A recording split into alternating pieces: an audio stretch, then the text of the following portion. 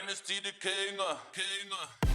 One of my primary ambitions for this show was not only to make it entertaining, not only to make it fun, but was to inform and educate people all throughout the process. Now, that doesn't have to be just about fantasy football, because in 1969, Elizabeth Kubler-Ross outlined the 5 stages of grief. And you may not think as a fantasy player that it's incredibly important that you know the 5 stages of grief. But let me explain to you how watching a Thursday night football game where George Pickens goes 2 for -1 yards, knowing where you're at in the 5 stages of grief can be helpful. Because the entire first half, I am in denial. Stage 1. Well, it's a game script. They're trying to establish the run. He's a deep shot player. Step 2 is anger. How does he not drag the toe? George, what are you doing? That was, Dylan, I think you mentioned it pre-show. That was the laziest I've ever seen him look. If he just drags that toe, George Pickens, who I hyped up on our last show, I was talking smack to Davis, like, oh, you just wait for Thursday. One of the worst things in the world. This is why I'm angry. And in stage 2, make Davis look good, make Davis look like he know what he's talking about. Complete failure. Yeah. So right now, Dylan, the next 3 stages are bargaining, depression, and acceptance. Here's what I'm bargaining as. I'm okay if George Pickens is the number 2 in targets for the Steelers. Maybe the offense is better with the Deontay Johnson having reemerged, finding the end zone, 7 for 90. Deontay Johnson looked very good. The Steelers offense, I don't want to say looked better. It was kind of par for the course, but Deontay Johnson had a very good game. Especially since it had been so long since he'd found the end zone.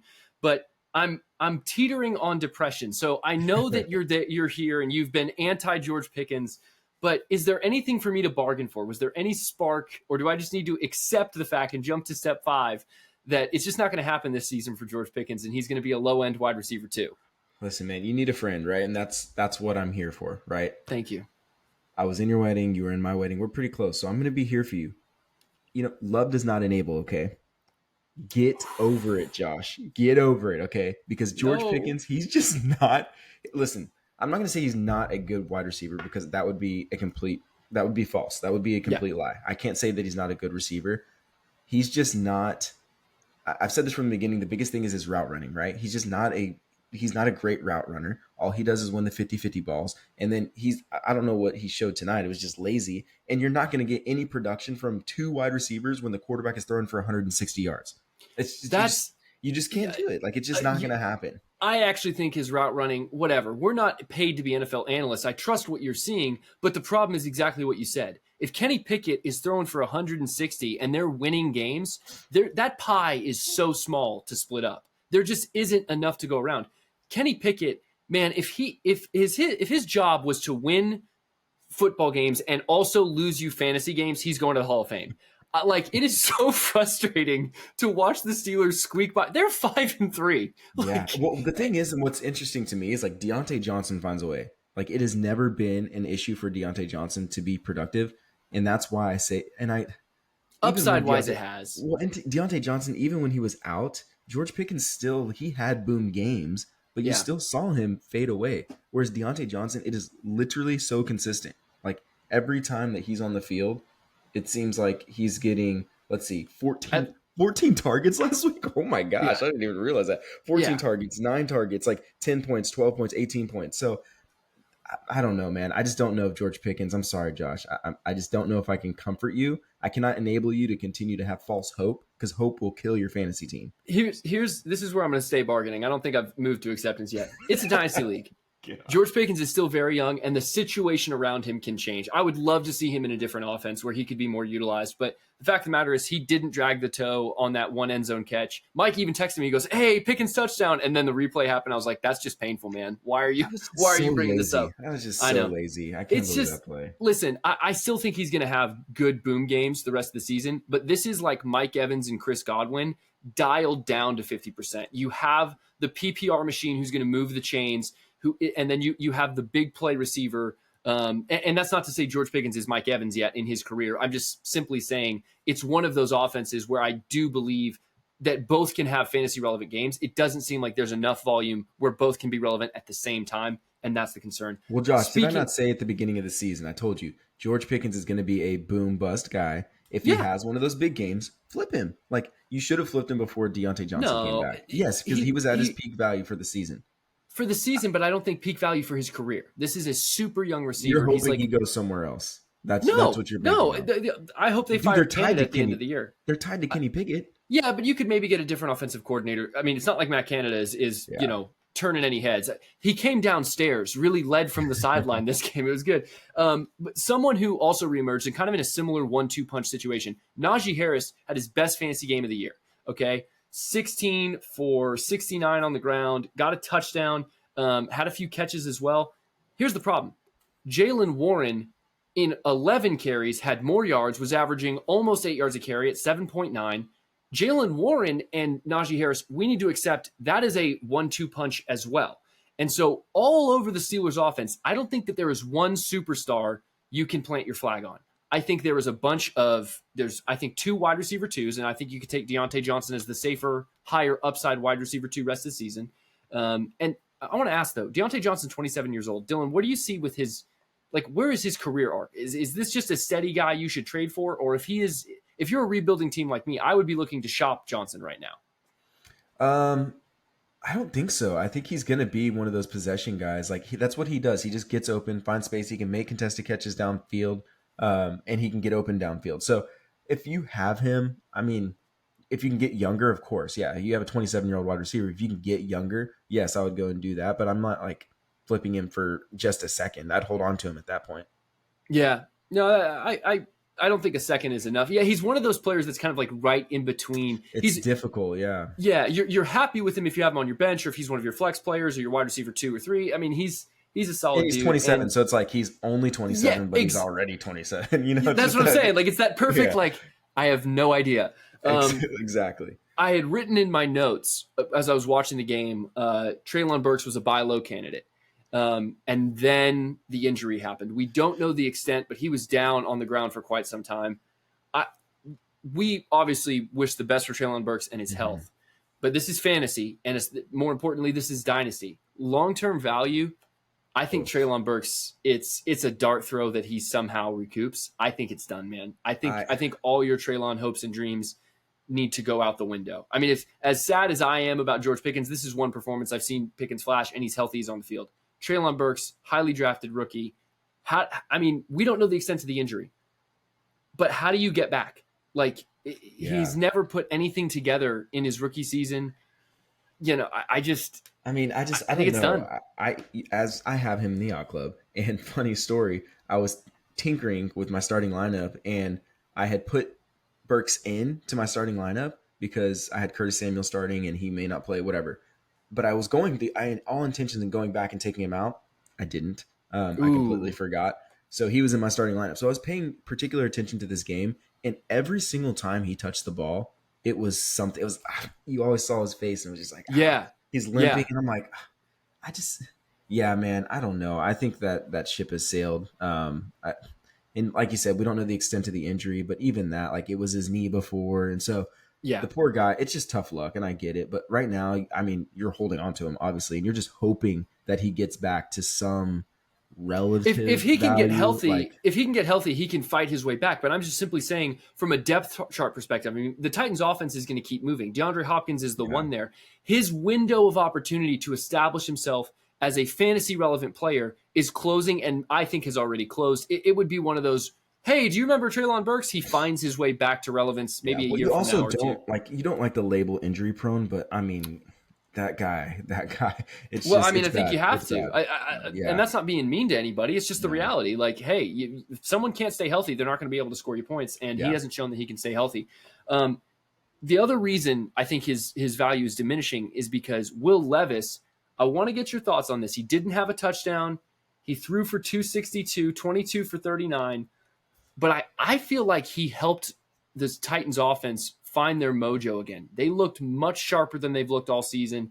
Obviously still a tough defensive battle, but Derrick Henry reemerged. 75 yards on the ground, 27 through the air, 3 receptions.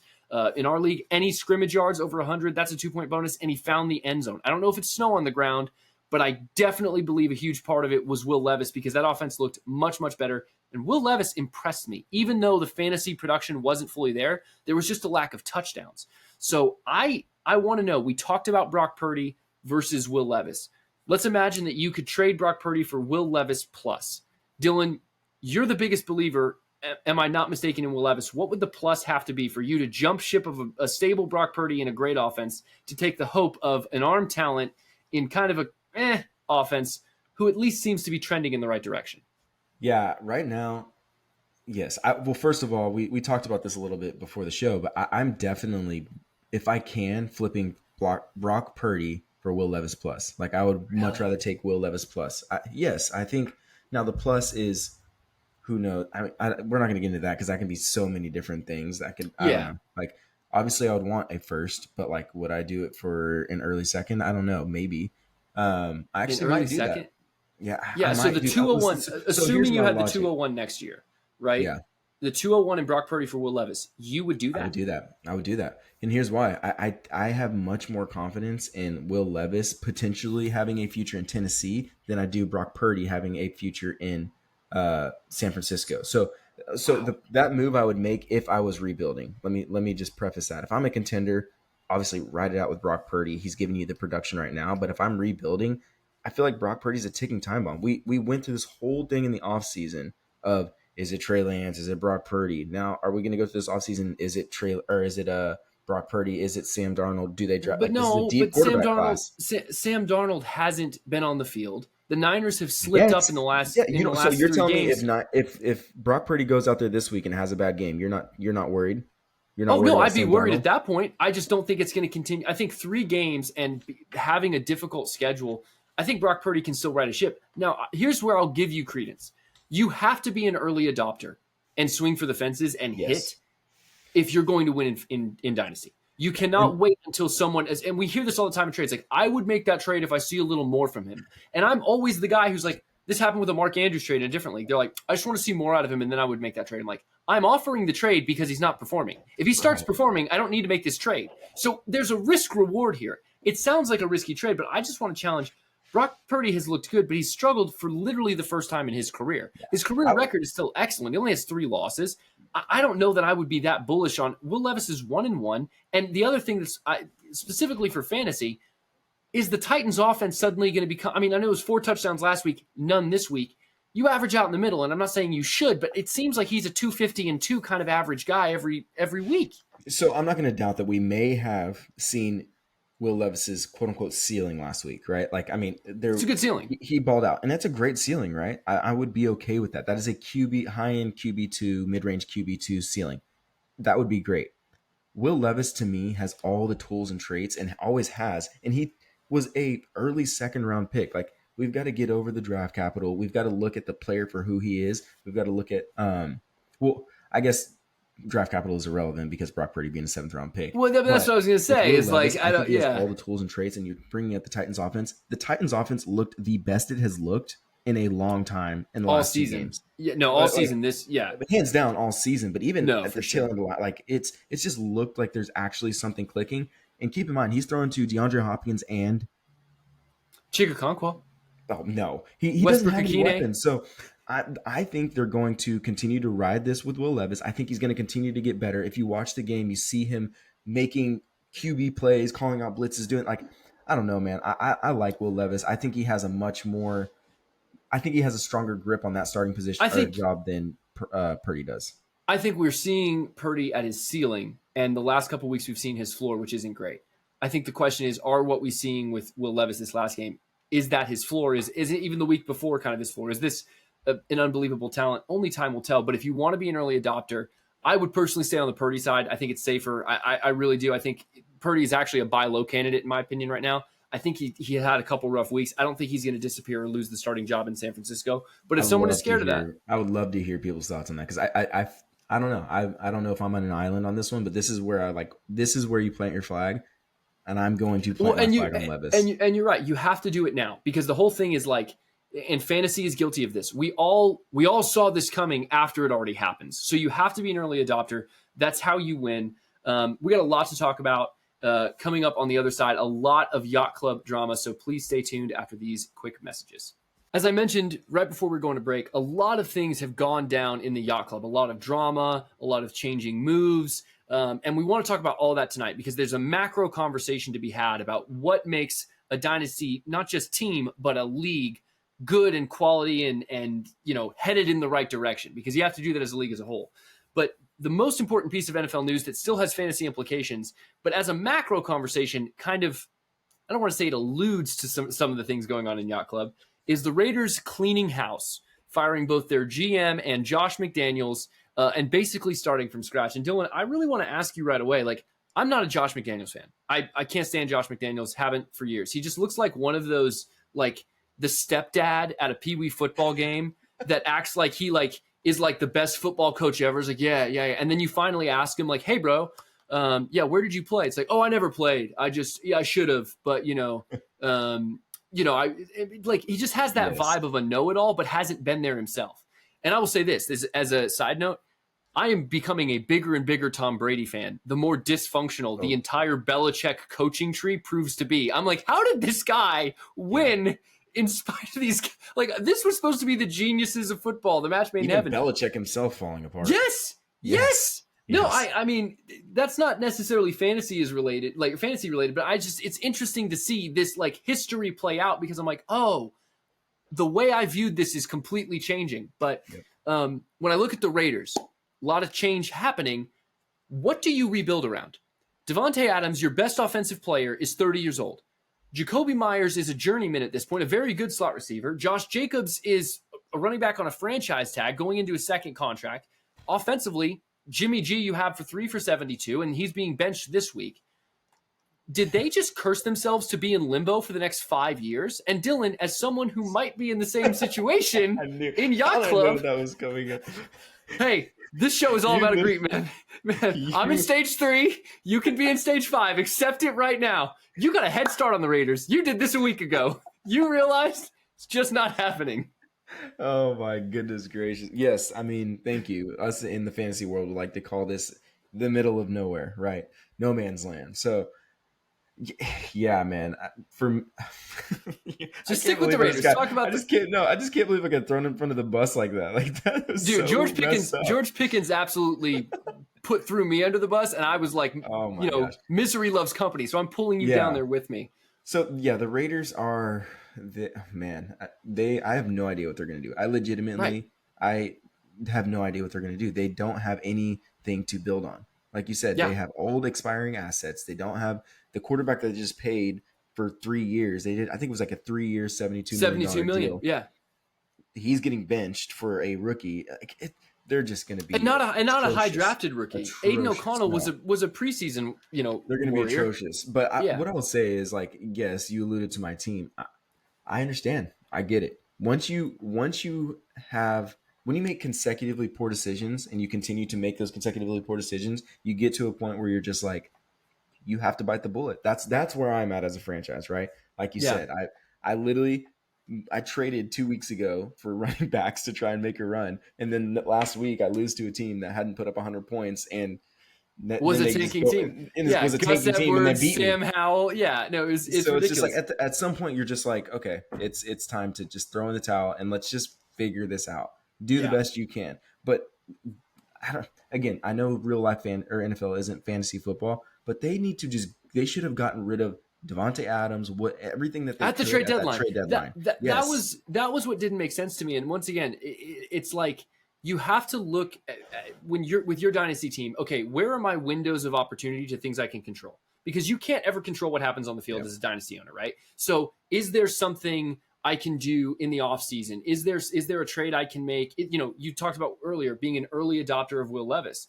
I'm going to ask right now, the reason you have such, coherency between the Raiders, one, I don't think your team is all bad by any stretch. You actually do have some pieces, but the quarterback position for you, Derek Carr, Dak Prescott, that's that middle of the road. I mean, Dak, I think is much better than the average Joe. Mm-hmm. Do you trade Dak Prescott for a Will Levis plus? You're bullish on Will Levis. Brock Purdy and keep trade cut is going to be above Dak Prescott, last I checked. Are you willing to take that gamble now, or do you want to try to rebuild around a Dak? Because it's right in that uncomfortable middle. Dak is so safe. Like he's just so safe. And that I've had actually multiple managers this week because bye weeks are starting to actually affect people have reached out about Dak Prescott. And what I found is like I I don't know that I could move off of him because I could hold Dak Prescott for the next 3 years, right? And still get the same production from him probably Yeah. for the next 3 years. Back end And so quarterback one, back end high quarterback end one, quarterback two. exactly. So would I trade him for Levis plus? It depends on what the plus is, but I mean, I would like to probably get a young wide receiver back that I can continue to build around with that and maybe a second. So I just don't think that's getting done. Yeah, I mean, maybe it's not Will Levis, but you got to target a young QB. But that's the problem. But Dak's with the middle not of the old. road. He's That's 30. what I'm saying. That's what I'm saying. Whereas Jimmy G, he feels Jimmy G's not that old either, Yes. but he feels ancient because of And all you the haven't injuries. seen from Jimmy G what you've seen from Dak Prescott. And he's not in a stable situation. He just got benched. Correct. So the Raiders are in dire straits. I wouldn't say that you're in quite as dire straits. I just think you have a really difficult, a lot of difficult decisions to make because what does rebuilding look like for you without your first next year with two teams that have multiple firsts? So you get what you can get and you don't throw a fit. That's what you do.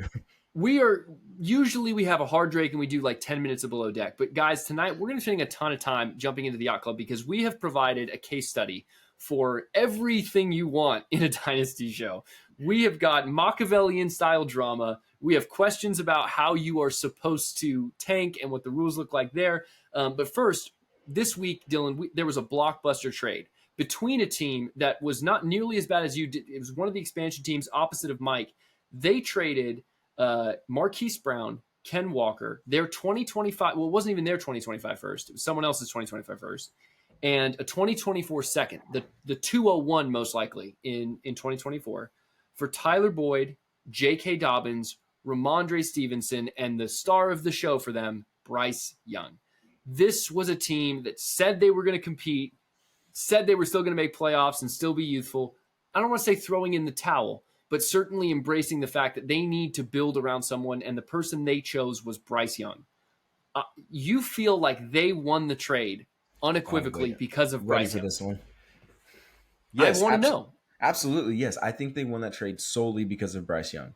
They gave up a 25 first, which we've discussed how I feel about 25 firsts. Yes, they're still first, and I get that, and someone in my position shouldn't – beggars can't be choosers, right? But I'm going to speak objectively. 25 first, it doesn't entice me a whole lot. Marquise Brown, great young wide receiver. Kenneth Walker.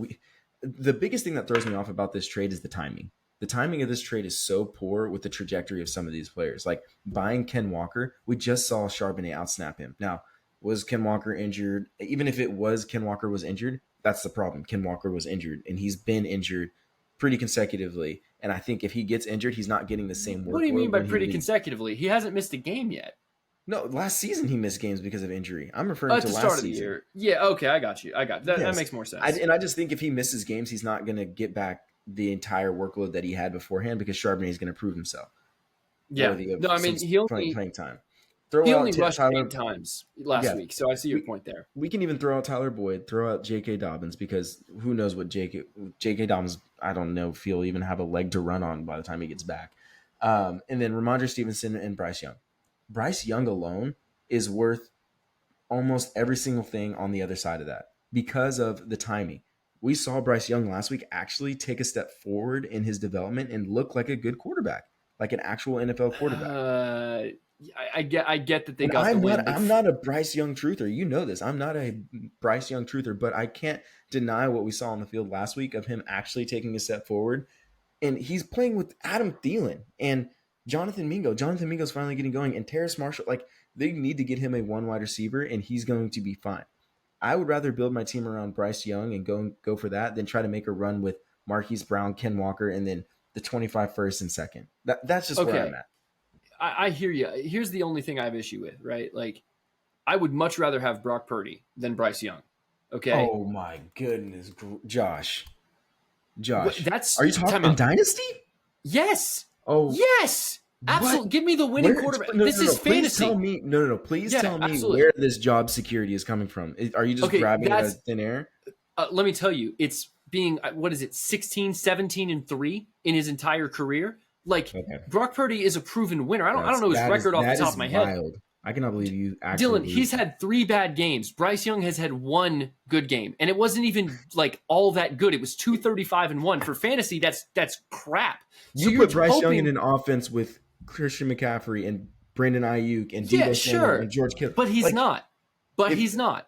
And the reason he was the 101 is because, well, that's crazy. Him being drafted at the 101 says he's going to a bad franchise. So give me the guy who's won with a good franchise, a great franchise, and shown real fantasy relevance rather than hoping Bryce Young in 2 to 3 years can become, because I think Bryce Young can be relevant in the NFL, but fantasy relevant is an entirely different conversation. I love the other side of this trade. It was actually B-Hunt, who's been on the show, the only guest from Yacht Club other than Mike. He gets Marquise Brown with a Kyler Murray hopefully coming back soon. He's a contending team. He's 6-2. Kenneth Walker is RB6 on the year. I get Zach Charbonnet dipped into his work, but that doesn't mean Kenneth Walker still isn't going to be a great, awesome running back and should be, to me, a top 5 to 7-ish dynasty running back. This is a 23. No. Yes. Yeah, absolutely. No question to me. Mm-hmm. I won't even get into that. And then you throw in the first and the second to a pick-needy team when those are so rare. The problem I have is not that Bryce Young isn't maybe a good NFL quarterback. You talk to me all the time about kicking the can down the road. Bryce Young being NFL relevant is still a question mark. And then you have to, after that gets answered, then you have to ask the fantasy relevant question. And so to me, give me the win now trusted pieces. You're saying if you're rebuilding, you would take Brock Purdy over Bryce Young. Yeah. Brock Purdy's only in his second year in the NFL. He's in a bad situation. I think he's going to continue to win. I think the Niners are going to go on to win the Super Bowl. And if that happens, Brock Purdy is going to be that quarterback for years and years to come. And Kyle Shanahan is an offensive genius. Frank Reich got bounced from his last job. Bryce Young's situation isn't that attractive, and you have to throw the draft capital out. All it provides is Bryce Young at least 3 years as a starter. And I'm not saying that he's going to fail in those years. I'm simply saying he's trying to get to the place Brock Purdy already is. I don't think it is. I think that's pretty clear. Bro, you're definitely in a minority in that take. So Will Levis or Bryce Young? Oh, Bryce Young. I'm going with the draft capital. But I'm taking it would go Bryce Young, Will Levis, Brock Purdy for me. This was like an NFL, that's the order that I want those guys in. If this was just an NFL talent, like what you see on the field show, I would totally hear your case. No, fantasy wise. That doesn't. Bryce Young is the quarterback 27 on the year. Okay, I understand. Rookie. We've talked about letting your rookies develop. We've talked about this. I'm simply saying, even when he develops, Dylan, what does he develop into? A back end quarterback too? Is he Kenny Pickett? Alabama? He has superstar potential. I don't give a crap what he did at Alabama. He's in the NFL now. We could spend all night on this. Yes, but you should care about what he did at Alabama based off of what he did on the field, not the talent. It's the arm talent that he has and what he's able to do in the pocket. He is literally a savant. Not only he's not doing it in the NFL. One of the most cerebral quarterbacks. Stop it. He's going to get it down. He's one of the most cerebral quarterbacks we've ever seen. Stop it. That is market. You sound like a marketer for Bryce Young. At the NFL, you know what he is? He's 1-6. He is 1 for me. He is 1-6 in the NFL. The most he has ever thrown for is 235 and 1. I understand he's not in a great situation, but that doesn't mean I'm going to give him extra love. I do not understand the Brock Purdy love. I do not understand it. Because he's been great. Oh, my Lord. He's had a couple bad games, and you're ready to kick him to the curb because he's Mr. Irrelevant. I am. I can't wait till week 17. Gosh almighty. Here's where it gets interesting. Differing opinions on Bryce Young aside, part of the reason that trade happened was because B-Hunt, who we've already mentioned was on one side of that, is facing a bye-apocalypse, and he needed players to start this week in an important matchup for playoff seeding. Here's what happened. Davis, who is not here, once again, won't be with us for Thursday shows for the next couple weeks, once again found a way to innovate the league. If this next 5 to 10 minutes isn't a perfect picture of what makes Yacht Club, I don't know what else is. I have written down rules. I have examined rules and said, okay, if there's no clarity on this rule, then it'll go to like a commissioner review. And if we don't like the commission, then there's like a tribunal. Like I have basically built a mini US government with checks and balances to help us play fantasy because it gets so complicated. I never thought this would be a thing. Davis undid a trade with his brother-in-law, who is also a contending team who's playing B-Hunt, who we've had on the show, as I've mentioned. He calls me this morning to let me know, hey, I know it just looked like we just undid the trade we did. Keep Hold in on, mind, he called you to justify the trade because no, he was. That's He how said you it was know. he said it was a courtesy call because I'm like, dude, you're not breaking any rules. There's nothing That I've is written so down that says guilty. you can't retrade players or anything like that. Because in Dynasty, everyone's agendas change. Like Dylan, you were going to compete this season. It changed. Now you're valuing. So like, I'm not going to get mad if you suddenly start trading competing players away. Like you can do what you want. And I always believe as a commissioner, it's your job to make sure that the rules are airtight and people play by the rules. If they find something in between the rules, it's not my call to say this is how it should be interpreted. It's something we should vote on as a league. But he's not calling only to tell me they're retrading these players. He says after this week, we're going to undo it again. And I was like, okay, well, first of all, I can't enforce that. Like if you decide, the player involved was Jordan Addison and Geno Smith, right? And I was like, well, first of all, if Geno Smith tears his ACL and is never playing football again, I'm not going to hear from the guy who has Geno Smith, well, hey, he's got to retrade me Jordan Addison. He promised. I can't enforce that. You're taking a risk and trusting this other owner. He's like, yeah, no problem. We're fine with that. We've made agreements. Like, it's a handshake deal. I'm like, okay, you can do what you want. I just can't enforce anything. Well, instead of everyone getting mad, everyone in the yacht club, including myself, started going, wait a minute. What if we were just to loan out players for weeks to help certain teams? I was just about to say, because who was right in line after that? Me. It was me. You were right there. The commissioner. B-Hut called me, signing us the rules, and was like, what do I have to do to get Jordan Love this week? He's like, I want to beat this guy. I'm like, bro, I mean, you'd have to give me Jared Goff as collateral. You'd have to give me a second and Westbrook Akine. And by the way, I'll keep Westbrook Akine after this week. No risk to me. I have leverage. He goes, he's like, will you honor the trade? And this is where I was like, yeah, I'll give you my word. I'll honor it. As long as I'm profiting Westbrook Akine, that benefits me. I will loan you a player for a fee. Kind of an interesting, like Premier League soccer has this system, right? Everyone is going crazy in the chat. They're like, what is going on? I start to feel weird because I'm like, wait a minute. Like, and you can understand this, Dylan. Have we ever played Monopoly together? No, I feel like I would remember that. Settlers of Catan, right? Yes, like every white person who has ever attended church has probably played Settlers of Catan at least 3 times. One of those two things, right? I am a big fan of like when you're playing a game, you get to be like an evil version of yourself, and Dynasty is that game. And I was like, okay, I'm not saying I would screw someone because long term, I don't want to ruin a trade relationship, but I started looking at it. I was like, me and B-Hunt haven't done that many trades, man. Like, I know how this will change the rule. If I screw him over, no one will ever do this loading players out again. You bit from the apple. Dude, I started to get real. I'm like, I'm going to screw him. Like, this is going to be good. Like, I did not know that thought process. All I saw was the complete anarchy. And when I tell you guys, like, I wish we could just like stream our chat, because the amount of trades that were done and undone and done, and then the different variation of a different trade, like there was so much going on within like an hour time span. Yeah. Mike gets on the phone. He's like, wait, I was going to trade in Minshew. What's going on? I'm like, wait a minute. I don't want Minshew. I was like, you're playing stuff. So keep in mind, this is another layer. Mike is now playing the person who's 24 first I have. Mike is trying to trade away his other starting quarterback, embrace the future. I want him to win his matchup so that my 24 first is now worth more. We currently have a deal up in the air where I'm like, no Mike, way, because you got to go back, because the second trade that you did that followed up the whole Davis situation was you gave Mike a running back so that he could go and compete. But after that, Mike went and traded away his quarterback, so then he couldn't compete that week. No, I was mad, but he's got to do what's best for his team. But I paid a third so he could most likely beat that team. But then so I actually undid my trade because I was getting really tempted to screw him over, and I'm like, I don't want to do that. It's just not like, listen, if it had been Patrick Mahomes or something, I don't know, man. He's not coming back. He's not making it back to the roster. But so me and Mike are currently in talks about a trade, and I want to get your opinion on this because I want to hear from the community.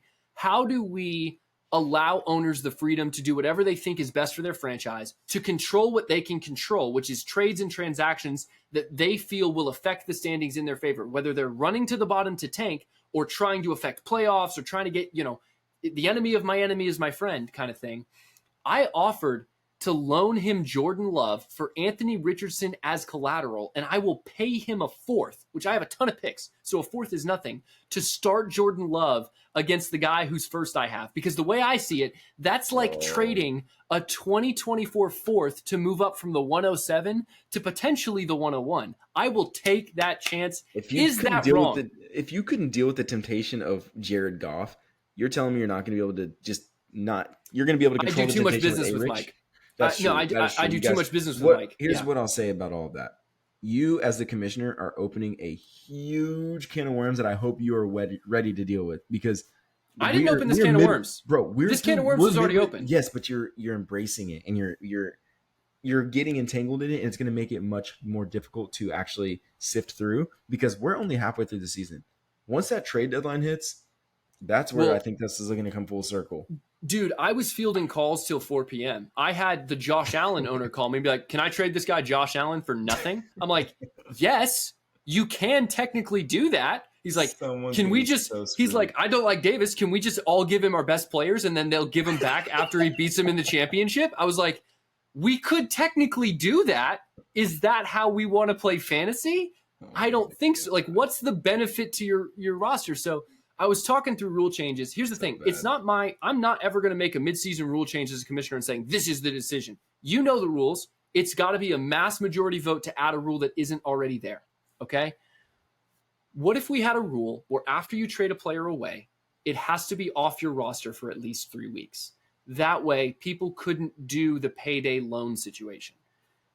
I like that. It's just like how we've kind of made tanking more difficult in our league, the different rules that we've built around it, with roster points and not just losses and all that, and the lottery and all that. I like that rule because, quite frankly, I don't like Davis either. And sure, it would be cool to give someone all of our players, but like, even if they did give them back, that's just not cool, right? Yeah, like, just like it's. But I was like doing the math. Like, what if he gave the competition? No, it does, and that's the whole thing. Is that dynasty and fantasy to me is always about, like, you know, we say it on the show, like, hey, we want to teach you to play the man, not the cards, but you can go too far.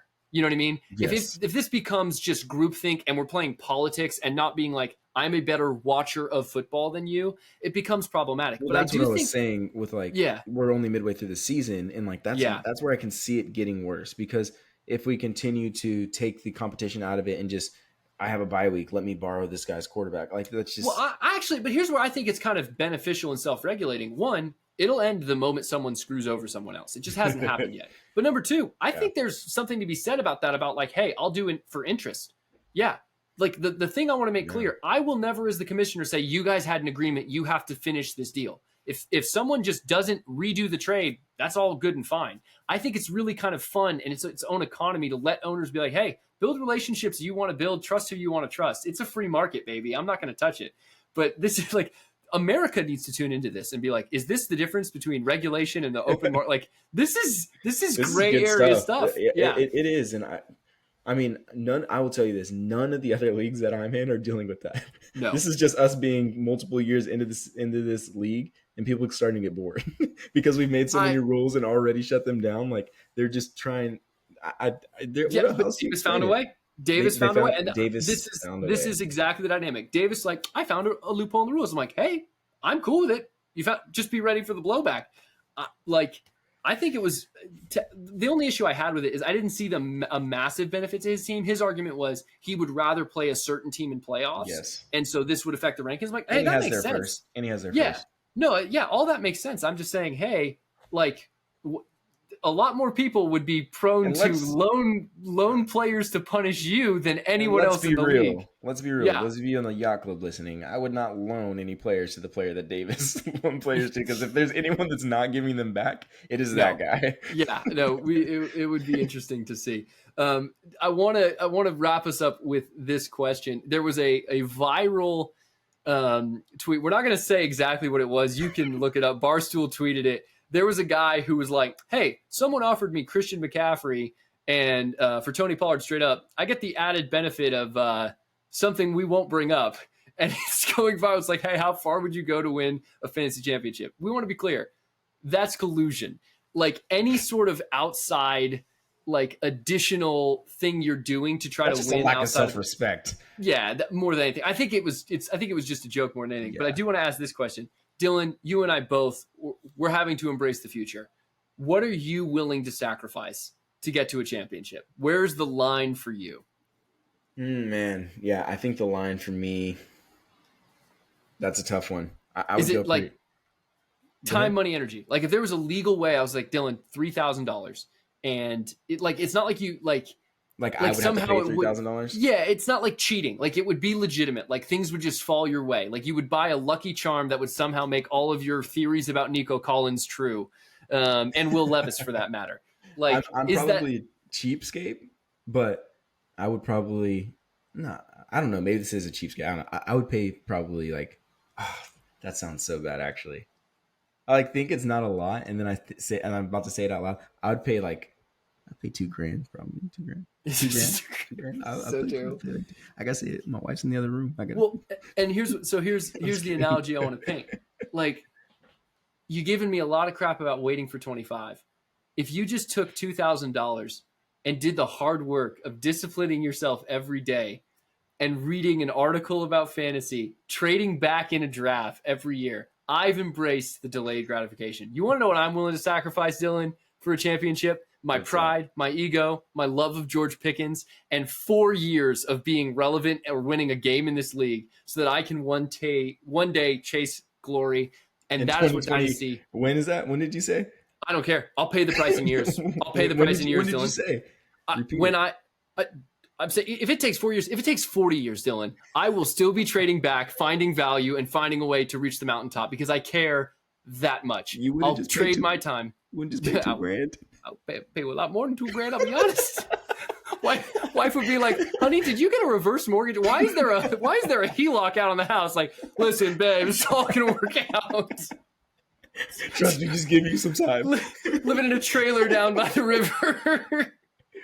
Oh my Go after what you want. Listen, this has been the Dynasty Exchange. Thank you for tuning in to all the crazy shenanigans that make us us. Hopefully we've made your team or your league better. I highly doubt it, but tell us in the comments what you stand. Should we add a rule or should we just let it fly?